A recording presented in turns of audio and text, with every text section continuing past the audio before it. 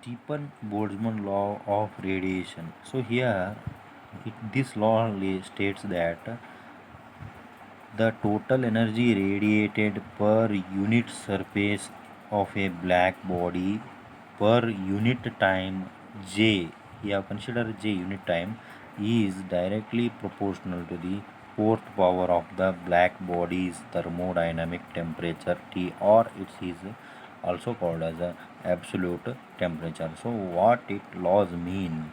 So before going to this law, what is black body? What is black body? Already you know in your high school or a primary, I think you have studied this. So I will remind this one or revised this one. What is black body?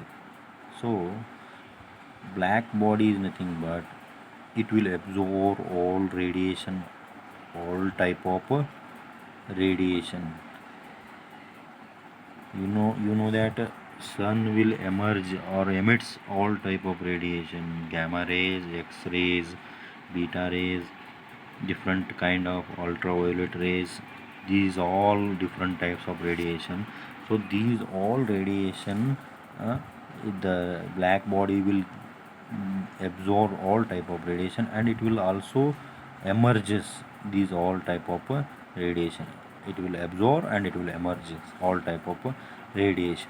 So what it means that this statement, what they have explained, that total energy radiated per unit time, total energy radiated per unit time. So I will consider this is a black body, this is big black body.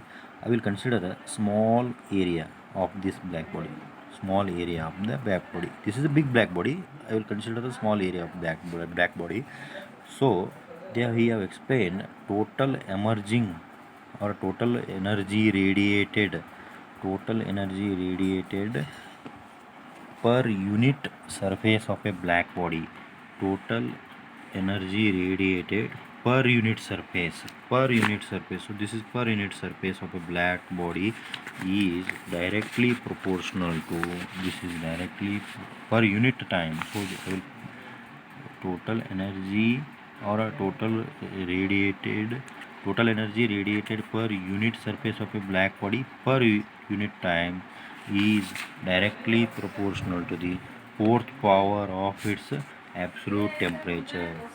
So this is equal to the fourth power of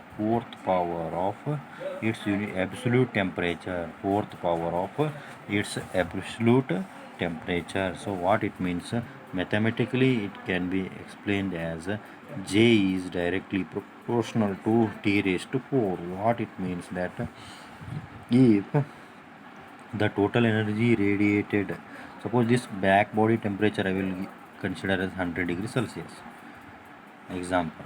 So I will consider as this is a 100 degrees Celsius. So total energy, how much total energy will emitted?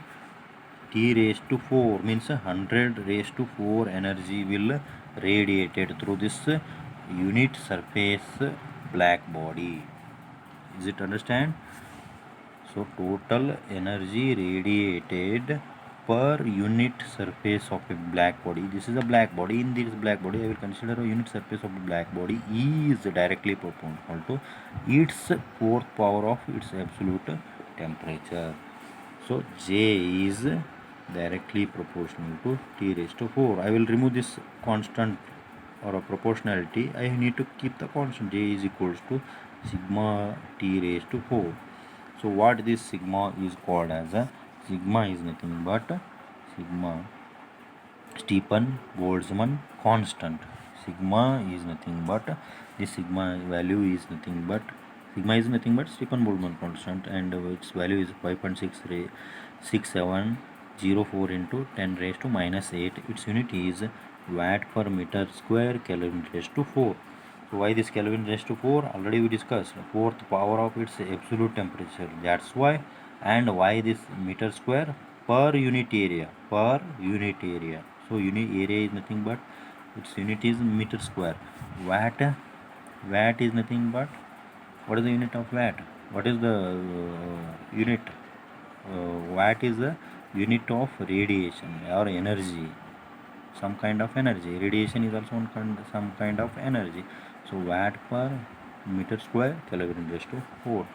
So next thing is thermal conductivity. Already where you studied this thermal conductivity, you studied it in the thermal conductivity K. It is designated as K, thermal conductivity. So already where you studied it, we have studied it in the Fourier law of conduction.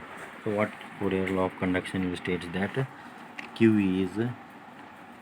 equals to Ka into dt divided by dx, or else Ka into Tt. This is I already know temperature differences between two bodies into per.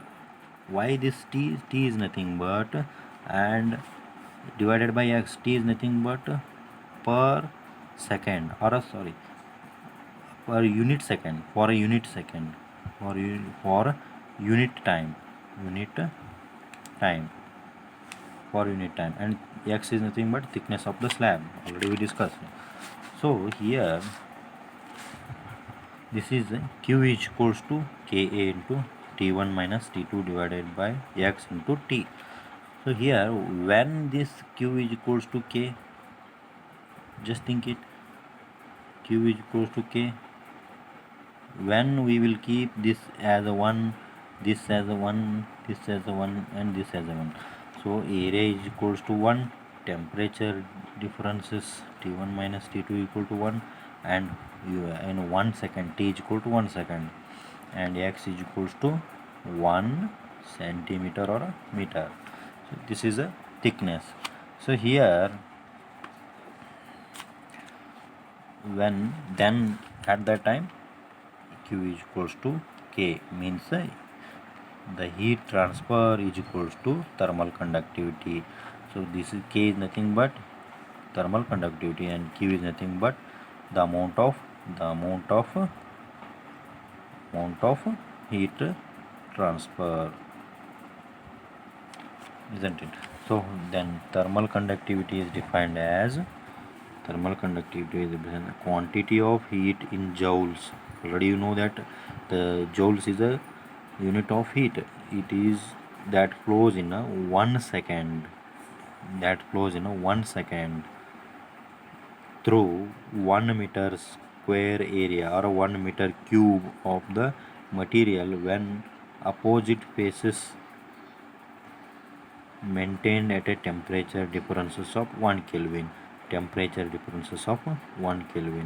So here this is called as a thermal conduction. So what it means, you will consider one slab of area 1 meter square, thickness is 1 meter, and in a unit time 1 second.